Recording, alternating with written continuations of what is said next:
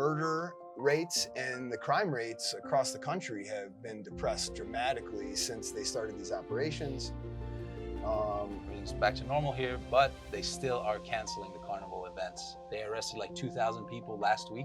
There have been home invasions. Those prudent measures, having a security system, having cameras, having a dog, having a gun in some cases, having pepper spray, right. having bars. Okay, hello and welcome back to the Ecuador Insider Podcast. Jesse, Carl, Brandon, welcome back to this show. I think given how much news we've been covering these days, which is really boring, we should mention that we are recording at 9:32 a.m. on Tuesday, January 30th.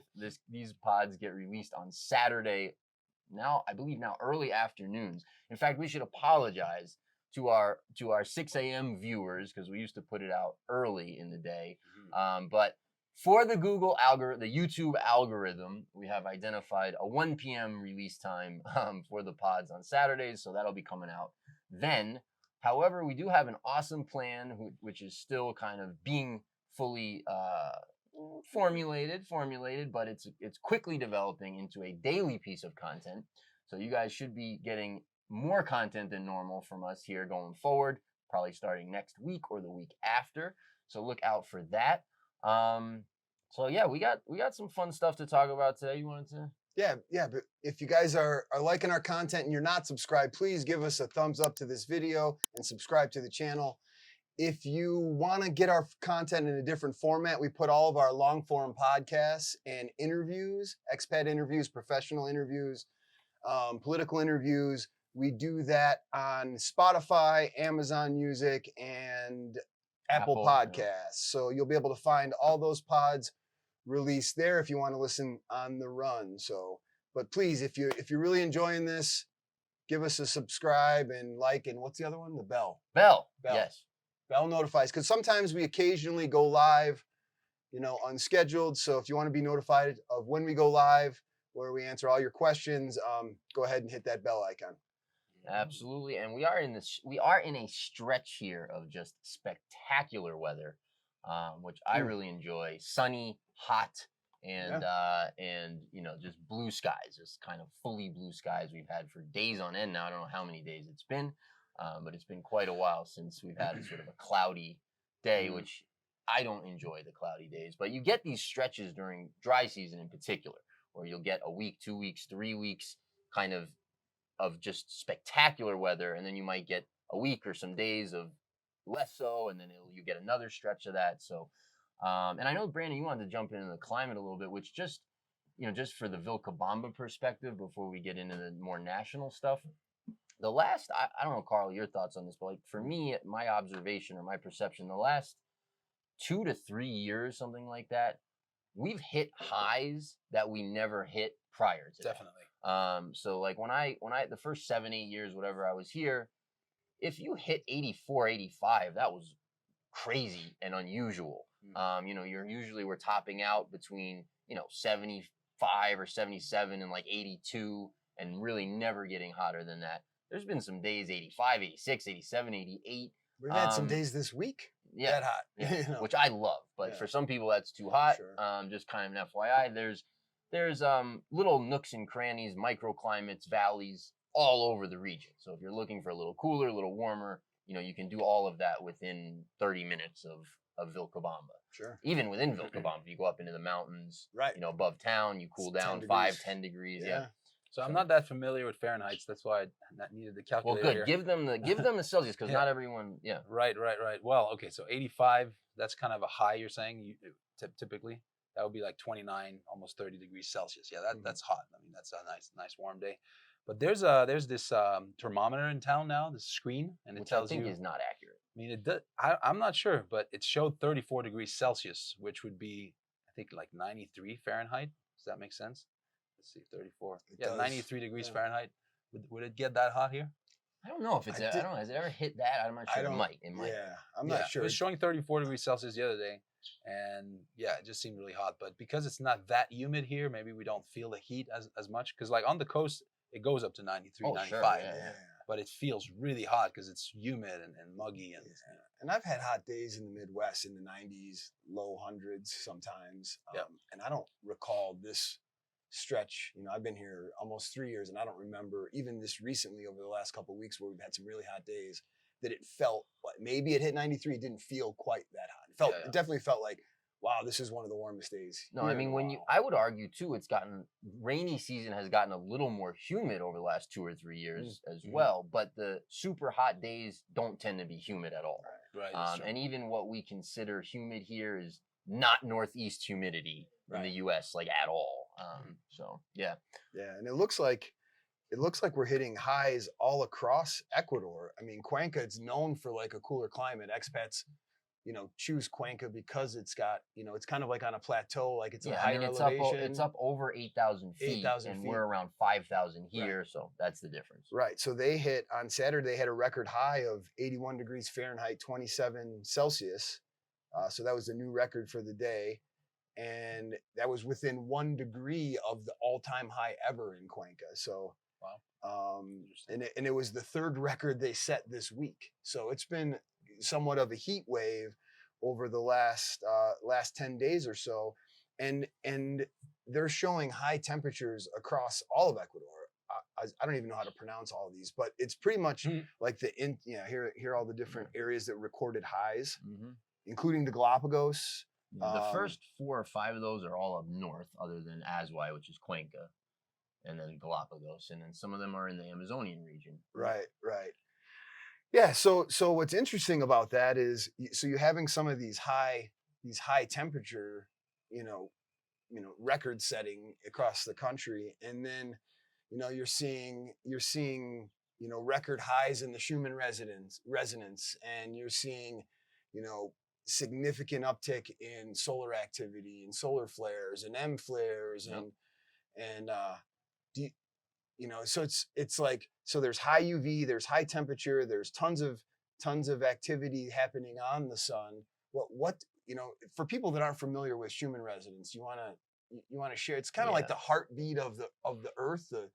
Yeah, I mean, I can't give a good definition, but yes, it's basically, people think of it as the frequency of Earth. So it's like measuring, I guess they have spots around the globe that measure Earth's frequency.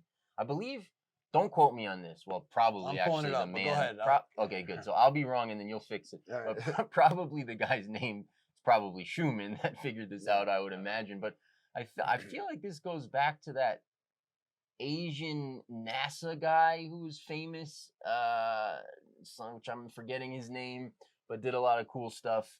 Anyways, I think it was discovered in like the 70s or something like that. But yes, it's been wild, and I think we actually set a record for like either 24-hour or 48-hour sun flares, or a certain type of sun flares. So if you're into all that stuff, it's interesting. Yeah. No, it is interesting because, if you don't know it, I guess here, I'll just give a quick in layman terms definition here. It says the Schumann resonance is like Earth's natural heartbeat. It's a set of peaks in the electromagnetic field that surrounds the planet.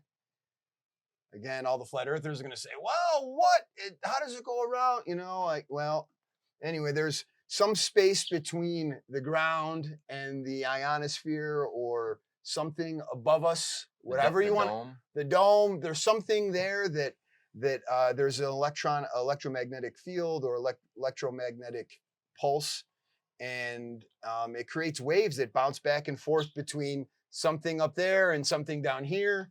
And that pulse, that combination of constant repeating back and forth pulse is kind of what they define as the Schumann resonance. So, and it's certain frequencies, you said, right, Jess? It was like, let's see. Yeah, so there's like high frequency, low frequency, but the Schumann resonance is a specific high frequency electromagnetic field. All right, let's see here. The Schumann resonance was discovered by German physicist Winfried Otto Schumann in 1952. He predicted that these global electromagnetic resonances he predicted them mathematically and published his results in some scientific journal. And it wasn't until years later that he and his colleagues, including Herbert Koenig, were able to measure and confirm the existence of the resonances. resonances. Mhm. And the other thing that's pretty interesting is that, they've been studying these now, the Schumann resonance in particular, and other electromagnetic fields. They've been studying for years now. They discovered them in the 50s. They've measured them since. They've been studying these for a long time, and they're correlating like direct impacts to technological interference, biological effects on humans, on animals, changes animal behavior. They have it actually changes, how Earth, you know, weather patterns change. It impacts so many things that it seems like we've been studying this for a long time and we don't even fully understand the impact. But there seems to be enough science now that whatever the Schumann resonance is, it has a significant impact on human beings and life on Earth. Mhm. And it's increased basically, or Yeah, is it- yeah, it's like correlated. So it's they've hit, I don't know, is it a record? I don't know how to describe Yeah, it. the way they measure it, they give you like a number. So Yeah. the Schumann resonance might be at 7, or it might be at 70, or When so it's they've normally at another level. and I don't know, right? I don't know exactly what all I those don't mean, recall. but we've definitely hit some record highs over the last years, and I think one may have been hit recently. Yeah, in the last even 10, 14 days, we've hit some highs in Schumann resonance. I keep saying residence. Schumann resonance, and we've also hit highs in some of the temperatures, and there were also correlated highs in solar activity that observed on the sun with solar flares and M flares. I don't know if there was X flares. There was definitely an uptick in M flares and then UV. So there's something kind of correlated with electromagnetic fields, the sun, radiation, that temperature. And there's no question that stuff affects how you feel. Like even if we just forget all of the science, because none of us really know what we're talking about. Nope. But those days that are like a little bit humid and they're kind of like high pressure days where the atmosphere is a little bit low. I'm like, it's like I need to go to the river and like reset and like to feel better. Whereas when it's like this, when the atmosphere is high and it's like very low pressure, it's just kind of opens up and you feel different. For me, I feel better, but Interesting. Do you notice differences in the way you feel, whether it's sunny or not, or I'm high? sure. Yeah, I'm kind of numb when it comes to these things. Yeah. Or just I try to carry my own weather within. Listen, hey, well said, Carl. Well Wise said. words.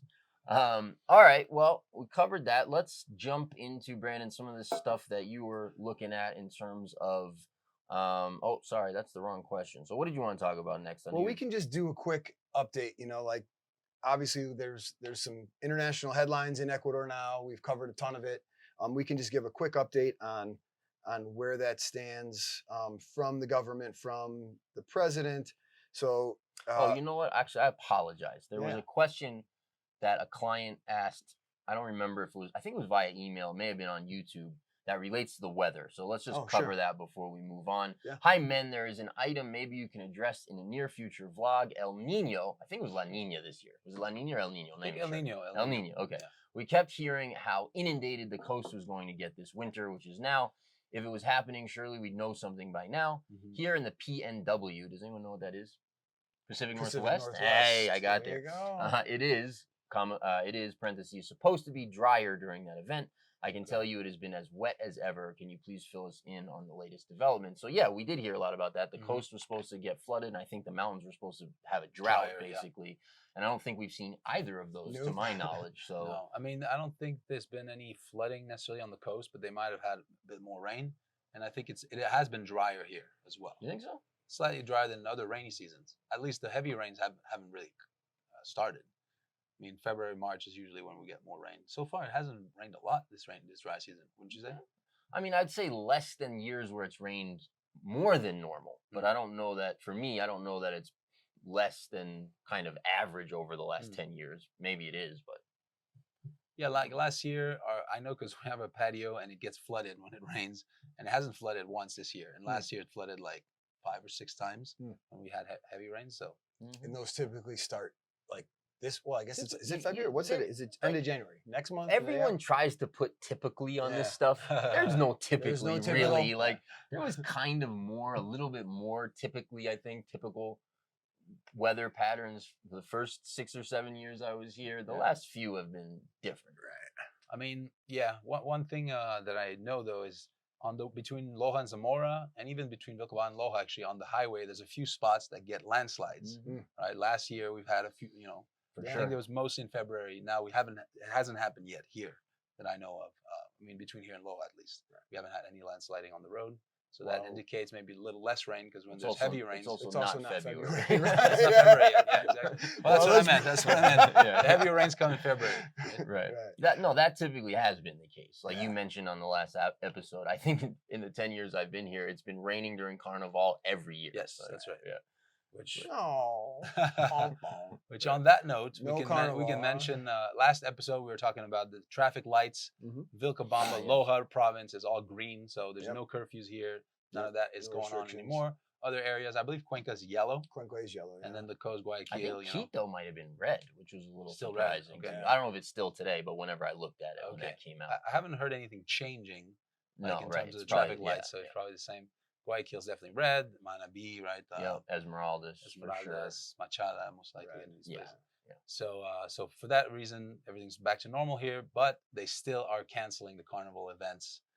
So we did talk about that on our live stream, I think, but not the last episode. Yeah. So there's not going to be any big parties in town. Now, carnival is still going to happen, most likely. People will have their private parties. There'll be people on the street and whatnot, but they won't be like a band and The whatnot. government sponsored. The government events. sponsored, which is probably better for us, like for our lifestyle. When there's big parties, there's too many people in town. You don't have a lot of parking spot. And the whole town is packed. Like Yeah. you can't park anywhere. You can't find parking. No, for a not couple at of all. days. I enjoy Yeah, it. it's so much opinion, It's, like, yeah, yeah, right. Yeah. I don't. But we can still go out with the kids and throw water Yeah. balloons and No, have of fun. course. But they probably won't be as much tourism in Vilcabamba We'll this see. year. We'll Yeah, see. we'll We'll see. find Yeah, out. we'll see what happens, We right. shall see. Yeah. Yeah, we shall see. All right. All right. So let's see.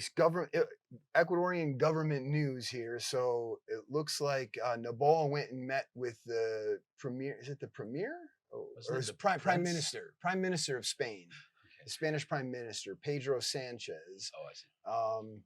And it sounds like they came to an agreement where in Madrid that training and intelligence and other resources, whatever that means, is going to be supplied by Spain to help in Ecuador's battle with drugs and gangs. So they're getting support from the EU, they're getting support from the US and other places. Again, that's potentially a slippery slope. We'll see. Maybe we can discuss a little bit of that in a minute here, but it sounds like that Noboa also met with King Felipe, and it sounds like they're getting lots of support from places to battle, to battle this what'll probably be a longer battle here. But in the short term, the murder rates and the crime rates across the country have been depressed dramatically since they started these operations. Let's see, the most recent update from the government, it looks like the murder rate has averaged 10.4 per capita, which is down from almost 28 from countrywide. Again, that's very different by region. Like our region, our province is only like 5.6, yeah, per 100,000. So it's definitely come down dramatically in the high crime areas. This is also interesting. So they arrested so far 237 suspected terrorists. So they've anybody related to the criminal drug trade, international drug trade, cartels, mafioso. That's what they're identifying as terrorists. And then they've also detained over 2,000 criminals and what they're calling gang foot soldiers. So they've taken them into custody, and as a result, they're seeing, as a result of the curfews and these operations, they're seeing all styles of crime, violent crime, burglary, larceny. There's consequences now. Right. So those are all dramatically depressed over the last I don't know, what, 2 weeks? Has it been 3 weeks now? Something Almost like 3 that, weeks. Yeah. No, so that's interesting that you're seeing an immediate impact. How sustainable that is, we'll find out. But it's definitely positive that at least the actions they're taking is having an impact. Yeah. in the short term. You were saying about before we started the podcast, there's a distinction between criminals and just who they identify as terrorists. I find that interesting because out of the list that we've been reading, and I'm looking for the updated stats, they arrested like 2,000 people last week. Yeah. And maybe only 250 of those are considered terrorists. But my assumption was, well, I understood that out of those 2,000, they were still drug dealers and, you know, gang members, and they confiscated guns and drugs, but they didn't necessarily identify them as terrorists. So there's a distinction. That's according to the let's see who reported this. This was from somebody from the government office, Interior Minister Monica Palencia, according to her. So she's differentiating between the two. So it could be like, you know, they got, you know, so we saw some of those videos of those teenagers, 15-year-old, Right. you know, kids doing something, saying they're part of this gang, and maybe they are, and maybe the cartel influences or controls that gang, but maybe they're treating that 14-year-old kid differently than they're treating the grown man that's involved with the cartel. You know, I'm totally speculating. I don't know, but they're definitely making a point. This isn't the first time I've seen them report it this way. Yes. Mm-hmm. So there's a differentiation of that. I mean, the groups that were behind the terrorist attacks, right? Those would be considered terrorists. And I think there was a list of like the actual gangs that were considered terrorists. But then there's also criminals that, you know, are involved in drugs and crime that are just maybe not part of those particular gangs that are not considered terrorists. Yeah, I mean, I think it's probably not dissimilar from the Italian mafia that probably still exists in the States, but not the same way it did back in the day, where, you know, they would work with biker gangs, for example, or like in New York, you know, the Westies, which was a gang, I think mostly based out of Hell's Kitchen. Correct me if I'm wrong about that, but I think it was mostly based out of Hell's Kitchen, which is like in the 50s in the west side of Manhattan. They would like, if those guys needed a hit done, you know, maybe they would hire the Westies for a hit or so. So there was some relationship, but that's not the Italian mafia, right? So I think it maybe is not that different, right? You have you have cartels, which are focused, I think, pretty much strictly on the drug trade, on exportation of cocaine through the port. And then you've got just common, you know, sort of street gangs, and that's different. And so, you know, I think that's important to clarify because, you know, people have asked us, like, are there cartels in Vilcabamba, for example, or in your area? And, you know, I think just on its face, that's pretty ridiculous. Like, again, we're 10 hours from the port. We don't have any, there's no drug trade in this area. There's none of, you know, that's not, the cartels are not going to be here to like hang out at the river and like try to like rob someone, you know, or something, right? That if, you know, to whatever degree that goes on in this region, which is tiny, almost non-existent, you know, that's a gang. That's just hoods, basically, what we'd call back home, like hoods, you know. Yeah, and that's not, there are drugs here. It's just not, this isn't a, you know, the distinction we try and make here is that, you know, we're speaking about this region that we live in. It's a small town. It's not, we don't live in a big city. We don't live in the capital city. We don't live on the coast. There's not tens and hundreds of thousands of people here, right? So it's just kind of, you gotta think about this stuff, right? You know, what benefit does the cartel have to be wasting resource and time in a small little place that, you know, is not even a big demand for their product, you know, like, and it's not like a direct route. Well, and I don't think these cartels are selling drugs in this country at all. Well, like, I think, well, you know, just if we're are, connecting the gangs, you know, tacitly to the cartels in a way. That's all I mean, exactly. right? So yeah, it's interesting, and just a little context. So, you know, you talked about the Italian mafia. You know, back in the day, I grew up in the Chicagoland area, and my grandmother, who is from Italy, she, and my grandfather as well, she actually babysat for Tony Accardo, who ran the Italian mafia after Al Capone went to jail. So the outfit. She'd get picked up in the Lincoln Town car and brought over to Tony's house and babysat his kids and growing up. So basically, she was a cartel member. Is what right. And it's interesting because growing up, like, we didn't know any different, you know. And then once I got older and I, you know, started learning about the Italian mafia and who Tony Accardo was, and I tell my grandma, you know, like, Grandma, this guy's nickname is Joey Batters. Like this is a bad, and he's a pillar of the community. You know, so like they protect. You know, I don't know. It's just interesting. I think. Yeah. Perspective. Totally. No, I mean, I remember, I remember after 9/11. I mean, everyone was freaked out, rightfully so, obviously, right? I remember after 9/11, there was all these news programs and all these stuff on TV where, you know, they'd be in like a 3,000 person town in Georgia, and they'd be at the local Walmart being, you know, is this going to be a target for a terrorist attack? And they'd be interviewing people on the street, and people would be all freaked out. You know, they're going to hit. It was absurd then. It's a similar kind of thing, right? It's like we're in this sort of off the map, off the beaten trail part of Ecuador. That's very much like old school. It operates very differently from a good chunk of the country. There's plenty of other places like this also, but you know, the Amazonian region in general, especially south of the country, the Sierra, especially deep south where we are. You know, this is not Quito, this is not Guayaquil, it's not similar in very many ways at all. And I think that's similar again to like if you're in a major city back home versus a tiny little town somewhere. Right. You have very different parameters and very different things you're dealing with. It's way different than it's like from where I'm from in Chicago. It's way different in Chicago than it is in, you know, Carbondale, Southern Illinois, or some small town in, you know, Southern Illinois where it's rural farmland, not big city.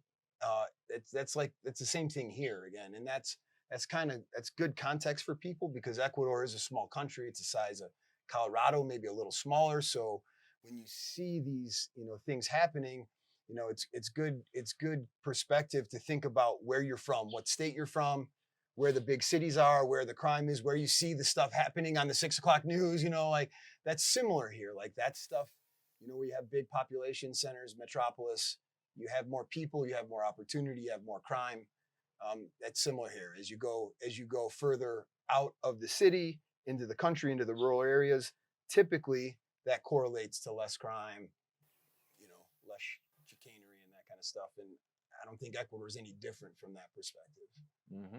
You know, you mentioned 9/11. Just thought I would share this. I remember I was very young. I was like 11 years old, and but I remember my parents, my friends' parents, people in Canada, Quebec, were freaking out, thinking the terrorists were going to attack Canada, right? So like that's even outside the U.S., people were worried about, you know, terrorist attacks, and of course, it didn't happen. But yeah, that's human nature. I mean, I think especially when folks are really, you know, it's almost hard to blame anybody for not being tipped towards fear in today's like social media world that we live in, and the way that journalism or lack thereof is kind of evolved or devolved into, you know, not vetting, not fact checking or BS fact checking, and then just being the fastest to a headline to get clicks, to get views, to get, you know, so the information is so much more hyperbolic.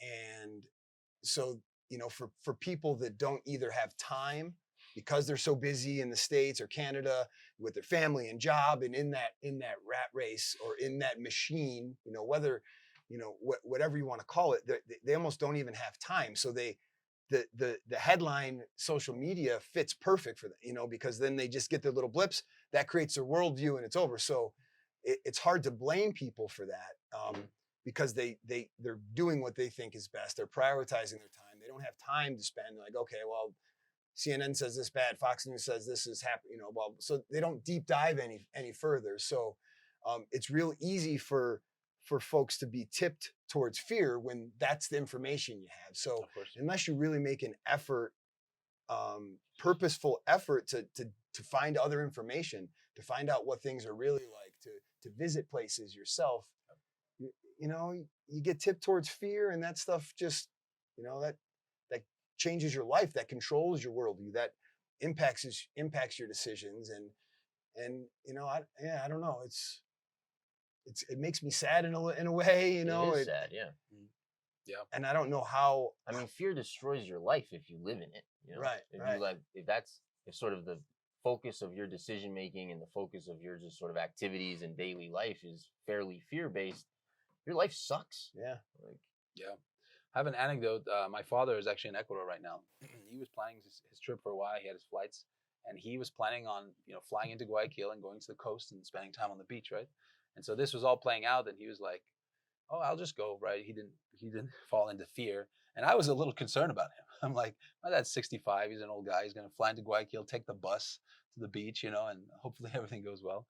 But this is what he did. He flew into Guayaquil, took the bus to Montanita. Now he's over there. He says he hasn't seen one police officer, one military man. It's super peaceful and quiet.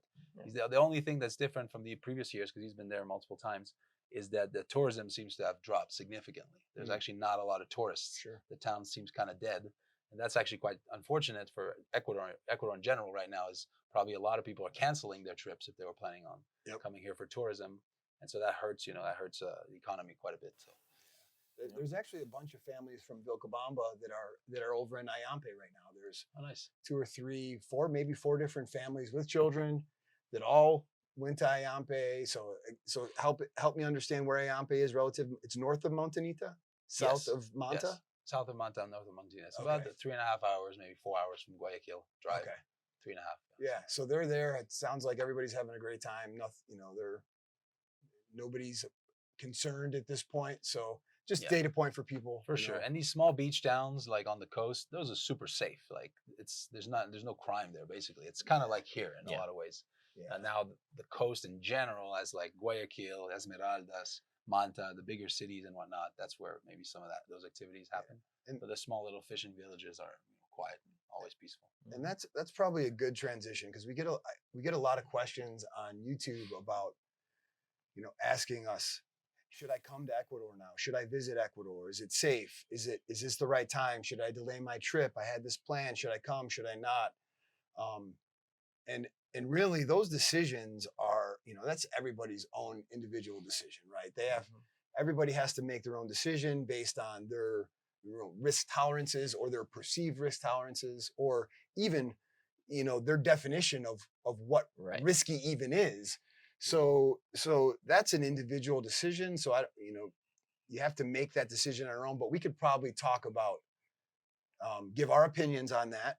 And like for me, like the things that are happening, being here, living here already and seeing all this, it's not made me consider moving. It's not made me consider, I should probably move my family somewhere else. Like I'm not having those thoughts personally. So, from my perspective, it almost reinforces this part of the region where I've decided to move my family. It almost reinforced, that decision for us, because it was like a stress test in a way of, this is a big event happening. How does it impact life here?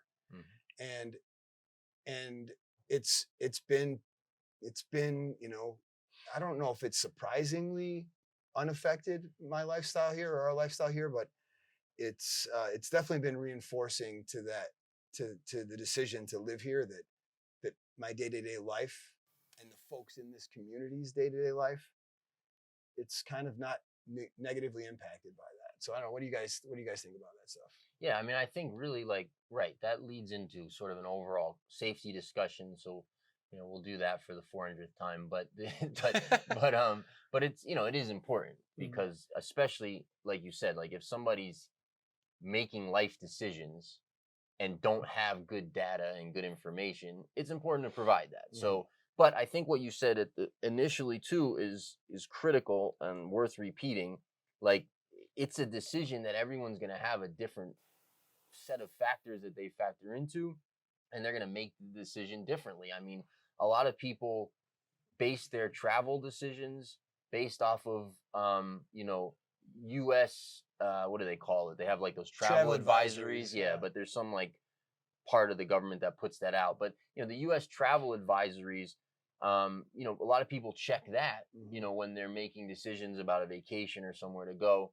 For some unknown I don't even remember where I saw this, but I saw that they issued some kind, I think it was, I don't remember even if it was for Ecuador, but they issued some kind of travel advisory that put wherever they were talking about, it might have been Ecuador, on the same level as like France and some other European countries. And I've never checked a travel advisory in my life, right? So like I'm not oriented that way, but other people are. Well, that's going to lead probably to different decisions, based on where you want to live, where you want to travel. Is it safe in your mind? Those kinds of things. So I think if maybe to start just with the travel stuff, right? So I don't personally see any risk of traveling to Ecuador, even anywhere in the country, at this point in time. Like, I don't think you have additional risk, even in Guayaquil or Quito, than you would have 6 months ago, traveling, like, personally. So, Like traveling through? I mean, Or- whatever. Like, if I needed to go to Guayaquil tomorrow for some stuff and be there for a few days, it wouldn't cross my mind that I like I shouldn't better go. not, because this stuff's going on, because these are government operations that are taking place. If you need to go and stay there in a hotel and like go about your business in the nice parts of town, you're not even going to know that anything's different. Yep. Same with Quitos, and these are like the dangerous places, right? We actually had an interesting comment from a lady in Esmeraldas who runs an English school and said she's seen no change in life in Esmeraldas. Now, that's one data point. I actually, it's the one part of the country I've actually never been to, is the northern coast all the way up north where Esmeraldas is. And I've always heard like it's dangerous. This lady's saying not at all. Other people will tell you it's very dangerous. Right. So I don't know, like you have to make a decision, right? So all we can really talk about is this region, what's happening here. And then of course we can relate that into the second part of that conversation, which is like, is it safe to live here? But yeah, for travel, for me personally, this wouldn't affect my travel plans in Ecuador at all. Like I don't think there's any difference now than there was. And your mom was just here. Yeah, just who's traveled. an 79-year-old, Sing- female, 5 foot tall female. It flew by herself. Who's scared of lots of things, right? I mean, like she's not risk tolerant at all, right? I mean, so yeah. And both your parents were here, or your dad's here? Actually, both my parents are in Are country here right now. now. Right. My mom's here and in Roxy's Riobamba. parents were just here as well? They're still here. They're leaving today. Yeah. Right. Carl's wife's My in-laws. in-laws. Right. My in-laws also came. Yeah. No issues at all. And I was gonna jump in, like, because it seems like for those who haven't been to Guayaquil, or for those who just in general, like that's the message you hear is like Guayaquil's dangerous. Don't go there. It's bad. Like don't go to Guayaquil. Like I have made a vlog episode. Actually, I will put it in the description down below. But we spent 3 days in Guayaquil. We went to the Parque Histórico. We went to the Iguana Park, the downtown, the cathedral. We went to the Malecon. There's a whole bunch of footage of that. And at the end of the vlog, it's nighttime. Like it's 7 p.m. The sun's down. It's dark, right? I'm here with my 2 kids and my wife. We're walking around. We didn't even drive that time. We took the bus and took taxis all around, and spent 3 days doing the tourist stuff in Guayaquil, and it was very safe. I mean, we never felt unsafe at all the whole time. Now, that's the touristy part of town where most tourists go, where there's police and security and things like that, right? But it actually didn't feel unsafe at all. So even Guayaquil, you can go visit completely safely. It's not that. It's just like if you're driving through Guayaquil, there's parts of town you probably don't want to go to. Oh, for sure. But most which you could there's tons of probably tourism. also go to and be fine, but I wouldn't. Right. Yeah. No, I mean, so I've spent a lot of time in Guayaquil, like never large chunks in one visit, but I've had lots of time. I've probably been to Guayaquil 15 or 20 times. I've spent multiple days there multiple times.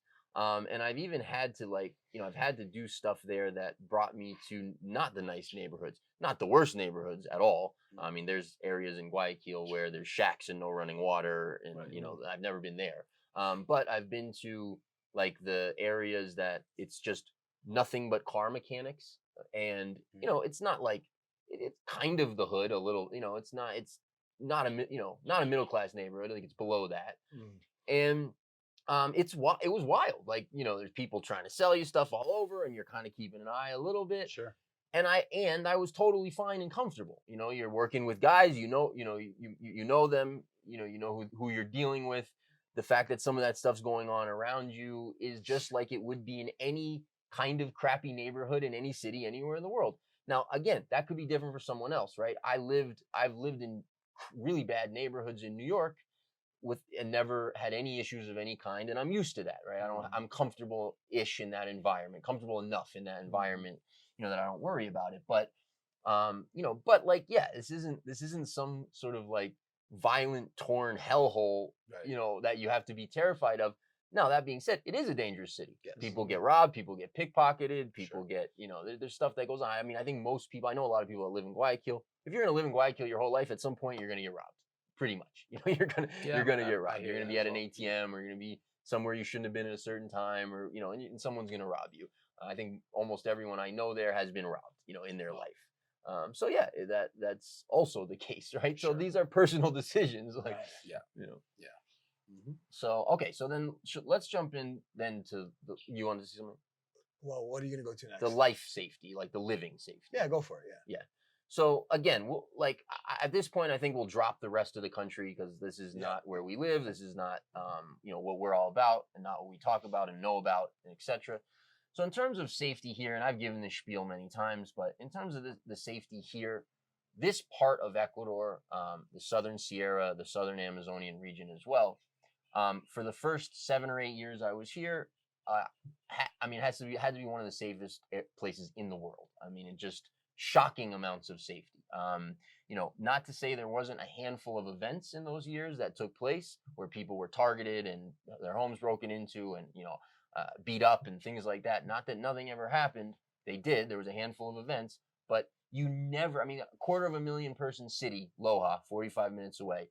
You never ever, like zero, would hear about a shooting, a stabbing, people, things like that, right? It was amazingly safe, almost shockingly safe. Like, I had never experienced an area, with has no. There's the 6 o'clock news in Loja is not a like this guy got robbed, this guy got shot, this drug dealer got, you didn't have that, right? Which is I've never experienced that before.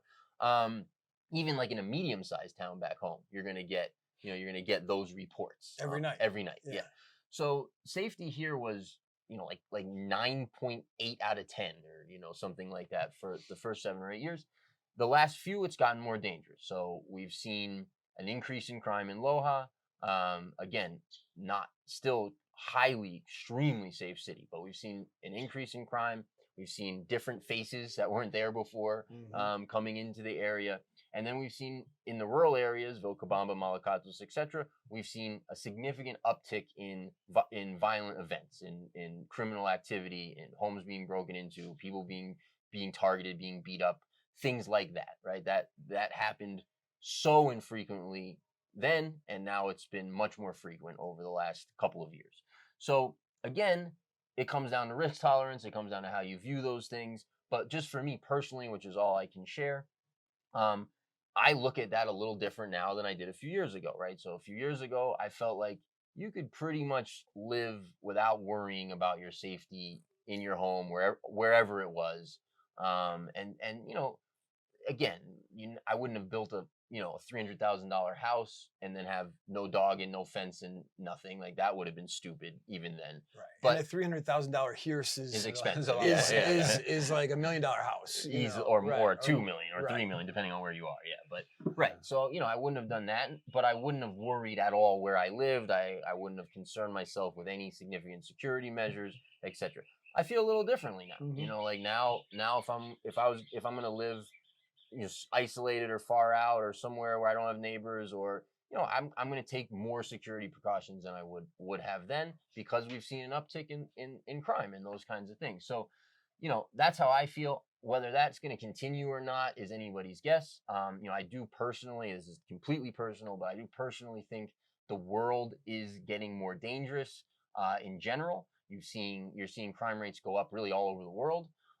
You're seeing, and I personally believe that probably continues. I think we could see, this is all speculation, who knows, but I think we could see, sort of continued problems economically, which of course creates more crime. We could see continued sort of just craziness going on in the world. Geopolitically, absolutely. And sort of, a breakdown in some of the sort of institutions or some of the things we've relied on over the years to be there, right? And these are some of the reasons, like, I live here, right?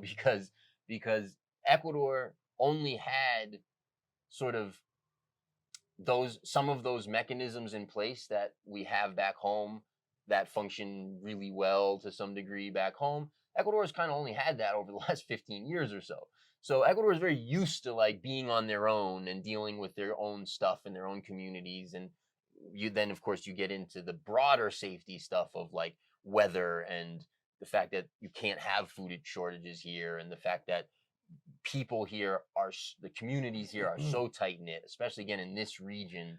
The Lojano culture is unique. It's different than I think any other culture in Ecuador. You know, if you're going to draw a similarity, it would be to the other towns in the Sierra, the mountain towns. But Loja is unique. It is different. It is more formal, more polite, more tight knit, more sort of caring about their neighbors and all that kind of stuff. So, you know, like I'd rather be here for me than anywhere else, Right. given the state of the world and where I think things are going.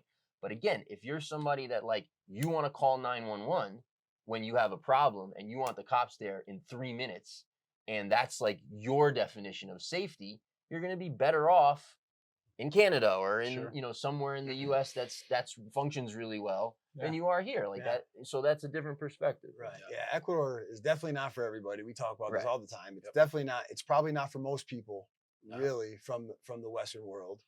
And it's really a personal decision. But I think a good distinction that you made, Jess, and is the talking about the crime, the increase in crime relative to what it was. So it's more like the rate of change. It's a big difference from your first 7 years to your last 4 years. But relative comparison to another place in the world, it's not necessarily, oh my God, it's so much more, right? So it's just kind of how we look at, like the chart of the murders per capita you shared on a previous podcast, Carl. It shows like, all right, here are the areas where most of the murders happen. Here's our region where it was 5.6, you said. What does that compare to other rural areas or other towns in the United States or Canada? You'll find out it's one of the lowest. It's near the bottom relative to that. So when you think about crime and larceny, what's the word? Larceny, burglary, violent, home break-ins, that kind of stuff, murders. It's increased. The rate of change is greater, from a really low baseline to what it is today. But relative to other places in the world, it's comparable to some of the lowest crime rates in the world. And we're going to deep dive on this in a future episode, but it's just important. It's important perspective for people to have, I think, when they're thinking about what do I do with my life, because you hit some good points about things with the economy and the geopolitical instability and things that are happening. I mean, you see the Federal Reserve for the first time in history, I think, reported like $1 trillion loss. Wow. The Federal Reserve reported a loss. So you see interest rates, you see geopolitical instability with, the Middle East, in Israel and Gaza and other places, China and Taiwan. You're seeing these things happen. Now, again, I don't live there. I don't live in that fear. But the reality is those things are happening, whether we like them or not to happen. And from that perspective, I think you can glean wisdom from, if you're thinking about moving your family from wherever you are in the world or yourself, and you're thinking about, should I do it? Should I do it now? Is it now the right time? When should I make the move? I would say that considering all those things that are out of our control, it's never going to be easier to make the move. Now, the decision isn't easy. It's a complicated decision. It's a tough decision. It's a lot of work. There's a lot of thought and preparation and planning that goes into making it. It's not easy, but it's never going to get easier than it is now, in my opinion. I don't think it's going to get easier. It's going to be harder to make that decision the longer you wait. That's probably true for sure. Yeah. Yeah. One thing, people do comment on some of our videos, and the word break-in or home invasion. I think a lot of people care about this and are asking us what's our take on it. So both of you kind of shared your opinion. I'll share mine from my perspective. First and foremost, an aspect of living in Vilcabamba is that, and I'm going to talk about this region, and I think Loja and Vilcabamba are also different from each other. Mhm. Loja's a city. There's a lot less expats, and Loja has always been one of the safest cities in Ecuador. Vilcabamba is a small town. There's a large population of expats here. So anytime something does happen, everyone hears about it the next day. It's on social media. We get messages on WhatsApp. It's Facebook. It's whatever, right? So it's we all know about everything that ever happens, and it hits close to home because sometimes we know these people, or we met them, or we know who it happened to, right? So that's one thing. If this was to happen, somewhere in the U.S., maybe you wouldn't know about it because it's not as tight knit as this 100%. community here. Like most of the expats in this region know each other to some extent. It's rare that you meet someone that you've never seen or know, right? So that's part of it. These things do happen. There have been home invasions. I know that the term break-ins, home invasions, people have gotten robbed, and it does happen where they get beaten, and it's really unfortunate. It's extremely sad that this happens here. Oh yeah. I really wish this would never happen, for sure, of course, in all of us. And so I think it's important to bring up, not only Ecuador is not for everyone, but if you do want to come here, there are some things that you should do to prevent these things from happening. And there's a reality that us three, we're relatively young, able men. We're less of a target than maybe an elderly person who's a single woman who is obvious from someone who has bad intentions that they're not going to be able to defend themselves, right? So I think taking responsibility is extremely important if you're going to decide to move here, and that means you can't count on the police to show up in 3 minutes, right? You have to have some measures in place that's going to at least give the police the time to show up to your house, whether it's 15, 20 minutes, half an hour. Knowing your neighbors, having good relationship, knowing your neighbors, being in contact with them at all times through messaging apps and stuff is a really good strategy. Because you can count on your neighbors, you can't really count on the police, unfortunately, because they're slow. I don't know what it is. They don't have enough staff probably, and people, like you said, most of the history in Ecuador, people have taken this matter into their own hands. They didn't rely on the police or the government to solve these types of issues. So good relationship with neighbors is extremely important. Getting a dog, I think, that's almost a must nowadays. Even if it's just a yappy little dog that's going to wake you up if someone comes in, or a big, scary guard dog, I would definitely recommend that. That would be probably better. And there's no shortage of dogs in Vilcabamba. No shortage of dogs. There's a lot of dogs to adopt. Actually, free dogs. People have, there's always people giving dogs away, but a guard dog is probably a good idea, and that's probably enough of a deterrent. A big, scary guard dog, Rottweiler, Pit Bull, German Shepherd, anything like that, is probably going to be enough of a deterrent to avoid a break-in. Honestly, that would be another tip. And then some type of security system, whether it's bars on the windows, secure doors, cameras. That's what we have at our house. We have cameras. We have bars on our windows. We have guard dogs. We have WhatsApp group, a neighborhood group, neighborhood watch. We even have a gate that we lock at night for our whole street, for our whole neighborhood. So depending on where you decide to live, all of these things I think are useful.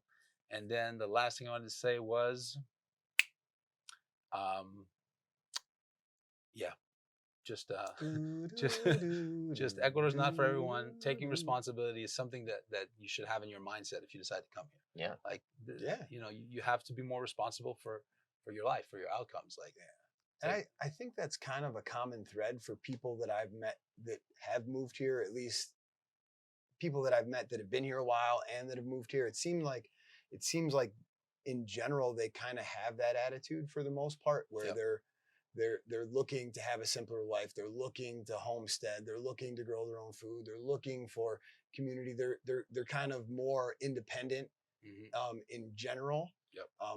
But it's probably easy to get lulled into a false sense, if you're not thinking about it right, because those things, like, you may not be thinking about them every day in the States or in Canada, but that's partly because the conditioning is that you've been conditioned with the news every night that it's just normal. Like, it's normal. It's not me. It's normal. It's over there, right? This part of the world's not like that. It's not been like that. We haven't had those media cycles like that. So the perspective that you have on those events is different, right? You know, like most people in the States, whether they live they live in a nice place that's way closer to some of the stuff that's happening in Guayaquil than we are. There's parts of Chicago that people live, you know, 5, 10, 15, 20 minutes from. And yeah, those people, those prudent measures, having a security system, having cameras, having a dog, having a gun in some cases, having pepper spray, right. having Pepper bars spray. on, like, it's not uncommon to see bars on windows in certain, you know, like, so it is different in the way we think and relative to what it's been here. That said, a lot of those measures are measures people take anywhere in the world that have those type of risks, right? Sure. And so I don't know. It's just good perspective to have, because it's not. It's hard to. You know, I'm having a hard time like trying to describe the climate of safety without really making difficult. it seem like it's like, you know, like it's a war zone or something. Like because of the, you know, it's the relative change. The rate of change is different, but relative to other areas I've ever lived, it's significantly different. So I don't know how to accurately like share that. Yeah, well, and also the I mean, that's the thing, right? Is like the playing field here on everything is way different. Right. So, you know, you're much more likely to be a victim of petty theft here than you are back home, and you're much, you know, less likely to be like robbed on the street, for example, right? So if you look at, and you know, it took me, you know, a couple of months living here, sort of figuring this stuff out to like realize some of these things. You know, if you look at, I was in Loja, I wasn't in Vilcabamba, so I was just in the Ecuadorian culture in an Ecuadorian city, just doing that, right? So, you know, one of the cultural differences here is that we don't have here, you know, the sort of keeping up with the Joneses mentality, and we don't have a debt-based lifestyle, right? People save money here. They don't spend money on flashy stuff that they can impress their neighbors with. And if you look at the way people treat wealth here, they keep it in land, or they use it for their life. So they might send their kids to expensive schools overseas, things like that. That's how people use their wealth. They don't spend it, they don't flash. And so, you know, one of the most interesting discoveries I made in my, you know, the early time the early part of my time in Ecuador, was realizing, wow, a lot of people have a lot of money, but you don't see it. And so you'll look at the outside of a building or someone's house, or, you know, where someone lives, and it looks crappy. You know, you might even have like the broken glass, you know, concreted, some of the top of the walls, you know, stuck to the top of the walls, Yeah. and it looks like, you know, nothing. It looks like, and then they invite you in, and you go inside for something, and you're like, wow, you know, all the wealth is inside. It's not outside. It's literally the reverse, right? You've got a culture back home where someone will have a $200,000 car and live with their parents. Like that would never basement, happen here, right? You'll have here it's literally the opposite, right? You don't show anything. If you have it, you have it, and you're happy to, you know, set it up and make it beautiful and do all of that. But, you know, people don't dress in any sort of way like that. They don't drive fancy cars, no matter. I mean, I know CEOs, literal CEOs, who are probably making $1 million or more a year, who are driving, you know, they're driving Hyundai Grand Vitaras or Chevy Grand Vitaras, which is like the most common car practically in Ecuador. You know, they don't show their wealth. They show up to your house, normal clothes, normal car. You know, even if you go to their house, maybe it's really nice, but it's not, you know. So I wanted to mention, and sort of the playing field again on everything is different. So it's hard. It's really hard to have these conversations if you haven't been here, even for an extended period of time, I would argue. Right. And it not sound sort of weird and cockamamie and potentially really scary, because it's just different. Right. So I just wanted to mention that. Yeah. Two more things we can get to if we can cover them quickly. If not, I do have to wrap here in the next like 5 to 10 minutes. One thing our retreat. Let's touch on that. April 12th. We have our next Vilcabamba lifestyle retreat. Check out the link. Come down, see for yourself. See for yourself in a very safe environment. See for yourself, you know, what this place is all about. If you like it, if you don't, This is an amazing retreat. It's a 9-day retreat. It's action packed. You're going to see the entire region. You're going to stay at a beautiful hotel. You're going to get a great massage. You're going to be able to hang out at the pool. But in general, you're going to be kind of on the go, trying all the restaurants, understanding every aspect of life in Ecuador, expert panels, Q&As, information sessions. It's really, you're going to pick up my first, let's say, 3 to 5 years of knowledge, living in Ecuador in 9 days. And so it's a great time. And it's like, we get a lot of questions about relocation services and that kind of thing. The retreat is basically the capstone for that.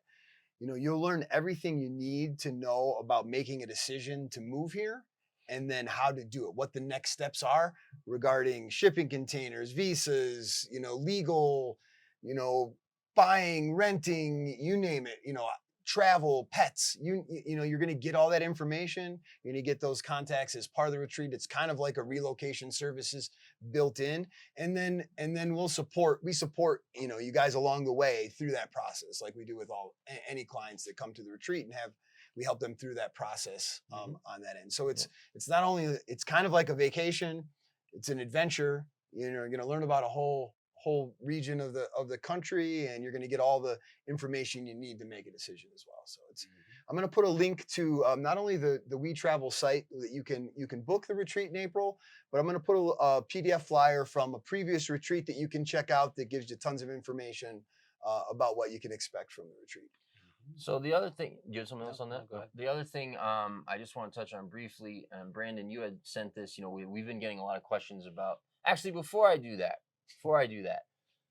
political views in Vilcabamba, Ecuador, right? So we got to touch on this really quickly, because again, the internet's a funny place, right? In general, I'm somebody who religiously stays off of Facebook groups and those kinds of things, just because the level of vitriol and just sort of the madness that goes on in these places is so not representative of the actual people here or anywhere else. Right. It's the most angry, the most wild opinions, the most sort of just people with too much time on their hands are on there arguing with each other and saying outlandish stuff that they have no idea whether it's true or not. Right. So I avoid that, at all costs, because it's just so negative. And things they wouldn't say in person. Face to That's face. very true. It's so divisive, and So, so people, right, you might be from the political left, you might be from the political right, you might be, a conspiracy theorist, you might be someone who believes everything the TV says, and all of those people live here. And I just want to make that clear. Are there threads that run through this community? Absolutely. We've talked about them a lot. People really value freedom. A lot of people homeschool their kids. People value health, organic, sort of healthy lifestyles in general, not everybody. In general, those are themes for this area. But I've heard a lot of people say, I've seen all these comments, oh, there's nothing but right-wing, Trump supporting crazy lunatics living in Vilcabamba. There's plenty of people that support Trump here. There's plenty of people that don't. In general, you don't actually hear those conversations here. I don't actually really hear many of those conversations going on here. We don't live in the States, so it's not, the same level of, interest in those kinds of things. But if you're a left-leaning or right-leaning, and that's important to you, you're going to find people that agree with you, Of course, in this town, period, end of story. I just wanted to address that real quick. Yeah.